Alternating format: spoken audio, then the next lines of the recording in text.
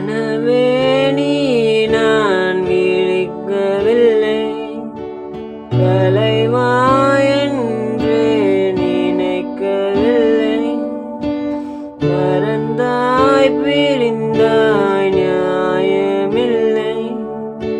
தொலைந்தேன் தனியே யாருமில்லை நீ நிஜம்தானா இல்லை நிழல்தானா பதில் கேட்கிறேன் கிடைக்காத